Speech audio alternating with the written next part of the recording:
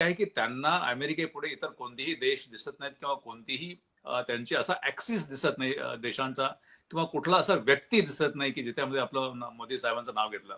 त्यांना याचं काही देणं घेणं नाहीये.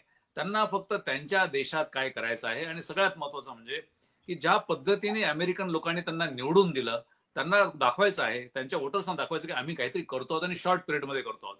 त्यामुळे त्यांचे हे जे सगळे स्टेटमेंट्स येत आहेत, आपल्याला भारतामध्ये असल्यामुळे आपल्याला भारताच्या बाबतीत हे स्टेटमेंट दिसतात. पण असं जर बघितलं की सगळ्याच बाबतीत हे स्टेटमेंट जगभर सगळ्या देशांच्या बाबतीत त्यांचे हे स्टेटमेंट चालू आहेत. युक्रेनच्या बाबतीत तर त्यांचं अतिशय महत्वाचं हे केलेलं आहे.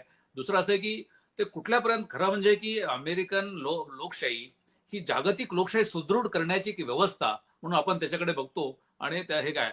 पण आता अमेरिकन वसाहतवाद सुरू होतो की काय, जसं की ग्रीनलँड आमचंच आहे, पनामा आमचंच आहे, कॅनडा आमचंच आहे. अशा पद्धतीचं खरं म्हणजे की ही फिलॉसॉफी अमेरिकन कॉन्स्टिट्यूशनला अपेक्षित नाहीये. त्याने जागतिक लोकशाहीचं एक नेतृत्व स्वीकारलेलं होतं.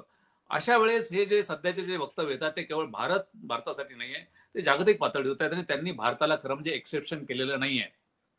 आपल्या देशाच्या नेतृत्वाशी त्यांची मैत्री जरी ते दाखवत असले तरी त्यांनी आपल्याला कुठल्याही प्रकारचं कन्सेशन दिलेलं नाहीये किंवा टॅरिफच्या बाबतीमध्ये त्यांचे जर आपण वक्तव्य बघितले की भारत सगळ्यात जास्त टॅरिफ लावणारा देश आहे अमेरिकन गुड्सवरती आणि आम्ही पण मग त्यांचं हे करणार आहोत.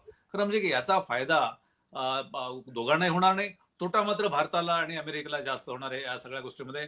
कारण तुमचं जर टॅरिफ केलं तर मग फॉरेन डायरेक्ट इन्व्हेस्टमेंट इथे यायला थांबेल, भारताचा त्याच्यामध्ये तोटा होईल आणि अमेरिकेमध्ये जे काही त्यांचे याच्यामध्ये परत बेनिफिट त्यांना मिळतो तर तोही कमी होईल.